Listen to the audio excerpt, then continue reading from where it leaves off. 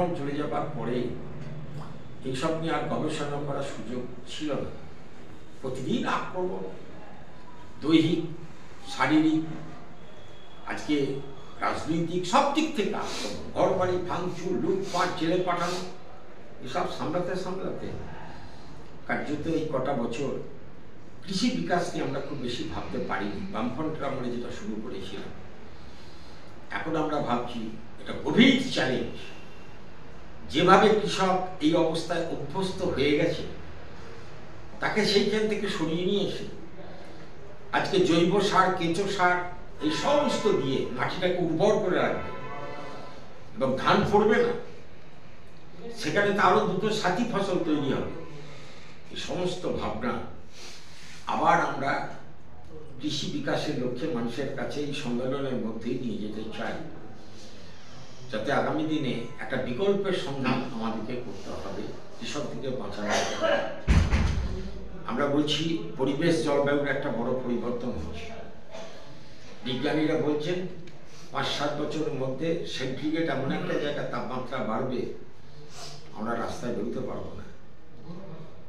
একবারে সাংঘাতিক অবস্থা হবে, বজ্রপাত, অতি ঘন ঘন বর্ষণ, বজ্রপাত এসব বাড়বে। কারণ প্রকৃতির একটা বিরাট পরিবর্তন হয়ে যাচ্ছে।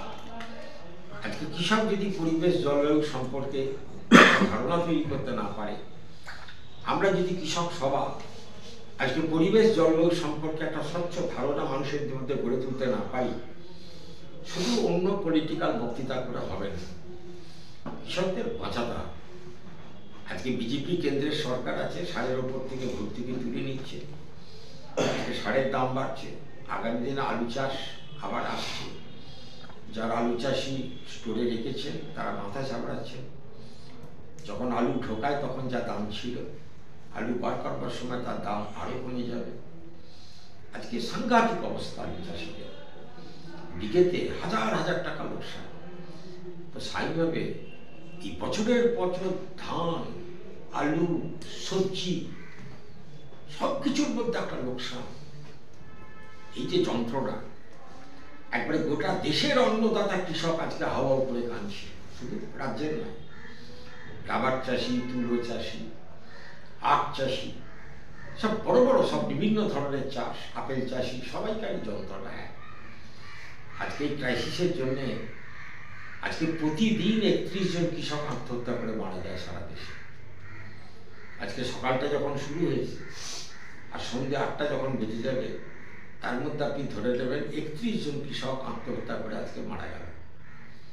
ঋণ ভারে জর্জরিত কৃষক, ফসলের দাম নেই। এই বিষয়গুলি আমাদের কাছে সব থেকে বড় আলোচনার বিষয়, যে আমরা কি আন্দোলন সংগঠিত করতে পারি। আমাদের আহ্বান, আপনি যে দলই করুন, আপনাকে বিজেপি সরকার, আপনি বিজেপি করলেও আপনাকে কম দামে সার দেয় না, আপনাকে কম দামে বীজ দেয় না। আপনি কেউ তৃণমূল করেন, আপনার পক্ষে আলাদা কোনো সুযোগ পাওয়ার ব্যবস্থা কৃষিতে নেই।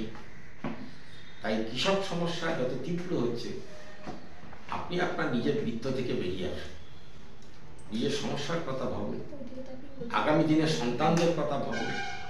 ছেলে পিলেরা আর বাঁচবে না, যে অবস্থার দিকে আসছে। চাকরি বাকরি হেনা তানা এইসব তো ছেড়ে, ওইসব নিয়ে আলোচনার মধ্যে আমি যাচ্ছি না। শিক্ষা দীক্ষার কি বেহাল অবস্থা হচ্ছে সেসব নিয়ে আর বলছি না। এ রাজ্যে চুরিচামারি কোন জায়গায় পৌঁছে গেছে, একবারে কার্যত কাউকে কাউকে দেখলেই যেন মনে হয় চুরি না করার জন্য, চুরি করার জন্যই দলটাতে এসেছে, ছাপ পড়ে গেছে মানুষের। সেগুলো আজকে আমাদের আলোচনার বিষয়। আমাদের বিষয় কৃষির হাল ফেরাতে হবে গোটা রাজ্যে। খুব কষ্ট মানুষের। আমি উত্তরবঙ্গে যাই, সেখানে হাতি, সেখানকার হচ্ছে টিয়া পাখি জমিতে নামছে, শীষ ছিঁড়ে নিয়ে চলে যাচ্ছে। আপনি গ্রামাঞ্চলে শিয়ালের উপদ্রব বেড়েছে মারাত্মক। হাঁস, মুরগি, ছাগল ছানা চাষ করা খুব কঠিন হয়ে যাচ্ছে। আপনি আজকে দরবা পাহাড় থেকে দলে দলে হাতি আসছে, এই যে ধান পাকছে, পাকা ধানের গন্ধে আজকে একবারে বর্জরা পর্যন্ত হাতির পাল চলে আসছে। কষ্ট করে ধান চাষ করলে সমস্ত ধ্বংস করে দিয়ে হাতি চলে গেল। তাই প্রকৃতি এক সাংঘাতিক অবস্থায় পড়েছে, কারণ তাদেরও থাকার জায়গা নেই। একসময় বনগুলোতে তাদের খাবার ব্যবস্থা ছিল, সেই সব নেই। খাবারের সন্ধানে পশু পক্ষীরা সব পালিয়ে আসছে। সব দিক থেকে আক্রমণ, সরকারের আক্রমণ, বন্য প্রাণীর আক্রমণ, আমাদের দেশের নব্য ধনী তাদের একটা বড় আক্রমণ, সব আক্রমণে জেরোয়ার কৃষক। সেই জন্যে কীভাবে আন্দোলন আমরা সংগঠিত করব, এই ভাবনারই হচ্ছে রাজ্য সম্মেলন। আমার মনে হয় আপনারা যারা কৃষকের ঘরের সন্তান কিংবা দৈনন্দিন কৃষক সম্পর্কে একটু ধারণা আছে, আমাদের এই বক্তব্যকে অনেকটাই সত্য বলেই মনে হবে। যদি তা মনে করেন তাহলে এই সংকটের গভীরতা সম্পর্কে আপনাদেরও কলম ধরা উচিত, আপনাদেরও 5 জায়গা বলা উচিত। নতুবা অন্নদাতা কৃষকরা যদি মরে যায় তাহলে ভারতবর্ষের ভবিষ্যৎ অন্ধকার। এই যে বিষয় কিছু না, যারা সাধারণ যারা গ্রামে বাস করে সে যতই সমর্থক হোক না কেন, আমরা বলছি আপনি একটু ভাবুন, ভাবার চেষ্টা করুন। সেই মানুষদের রাজনৈতিক দলের যারা নেতারা আছেন তারা তো অন্য ভাবনা নিয়ে সব মেতে আছে, তাদের সঙ্গে আমাদের কোনো ব্যাপার নেই। কিন্তু তার সমর্থিত মানুষগুলো তারা তো আর স্পেশাল কারণে সারও পায় না, বীজও পায় না, কীটনাশকও পায় না। সাধারণ কৃষকের মতো তারাও তো ভুক্তভোগী, তাদেরও জীবনে যন্ত্রণা আছে। সেই মানুষদের বলছি আপনারা আসুন, এই লড়াই আন্দোলনে আসুন। এটা সেক্ষেত্রে কোনো ব্যানার তৈরি করছে কোনো পতাকা না নিয়ে, লাল ফ্ল্যাগও নেই, কোনো ফ্ল্যাগ নেই, জাতীয় পতাকা নিয়ে বড় বড় আন্দোলন করছে কৃষকরা, রাস্তায় ঘিরছে, সব কিছু করছে। সেখানে তো একটা গ্রামের মধ্যে তৃণমূল বলুন, যে কোনো দল বলুন, বিজেপি বিজেপি সব একা পাওয়া হচ্ছে বহু জায়গায়। তোমার সাথে আইজিকে হারাইনি, এটা বিতর্কের বিষয়। কারণ বুঝে নিতে হবে যে কৃষক আমাদের সঙ্গে এই সময় ছিল না, কতটা আন্তরিকভাবে আর কতটা সন্তুষ্ট, দুটোকে একটু কিন্তু পার্থক্য নির্দেশ করতে। তা মাথায় রাখবেন, সন্ত্রাসের চেহারাটাই সব থেকে বেশি ছিল। আমাদের মিটিং মিছিল আসতে সহজ পেল না, ভোটের দিন ভোট লুট হতো, তাদেরকে বুথে ঢুকতে দিত না। তাই সমর্থন হারানোর প্রশ্নটা বড়। প্রশ্নটা হচ্ছে যে গণতান্ত্রিক পরিবেশটা পশ্চিমবঙ্গে ধ্বংস হয়েছে, একটা সন্তুষ্ট পরিবেশ তৈরি হয়েছে, সেটা কি সব কিছু সামনে নিয়ে আসতে হবে, এটা এক নম্বর। আর কৃষি আমাদের ভিত্তি, শিল্প আমাদের ভবিষ্যৎ।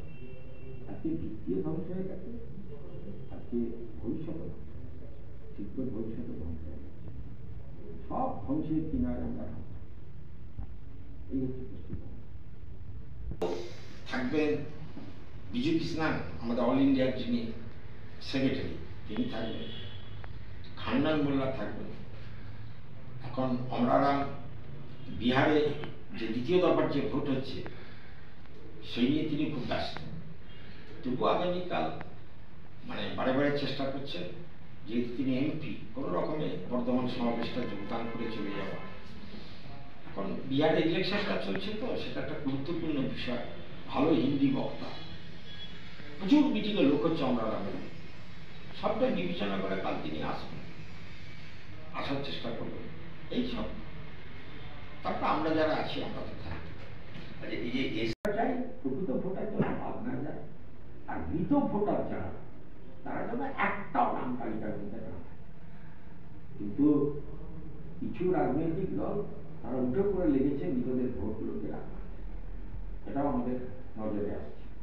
বাড়িতে গেছে, জিজ্ঞেস করছে অমুক কোথায়, বাইরে গেছে, মরে গেছে 7 বছর আগে, তিনি বাইরে গেছে, টাকাটা যে কথা, এইভাবে তো সব চলছে। ভুয়ো ভোটারও আছে এবং ভুয়ো ভোটার আছে। তৃণমূল কংগ্রেস বলছিল আমরা এসআইআর বিরুদ্ধে, এখন দেখা যাচ্ছে এসআইআর বিরুদ্ধে শুধু নয়, যাতে ভোটার লিস্ট সঠিকভাবে না হয় তার বিরোধিতায় ওদের কাজ হয়ে গেছে। কেতুগ্রামে ট্রেনিং হচ্ছে, সেখানে সিপিআইএম এর যারা এজেন্ট বিএলএ তারা সেইখানে থাকতে পারবে না, আক্রমণ করা। বুথে ঘুরছে, তাদেরকে বলা হচ্ছে যে তোমার বুথে ঘুরতে পাবে না, তোমরা বাড়িতে বসো, বিএলএর সঙ্গে যেতে পাবে না। অর্থাৎ এসআইআর এর বিরোধিতা না, সিপিআইএম এর বিরোধিতা করো, যাতে ফলস ভোট যেটা ঢোকানো আছে, মৃত ভোটার যাতে রাখা আছে, সেই অংশটাকে ভোটার লিস্টের মধ্যে রেখে দেওয়া।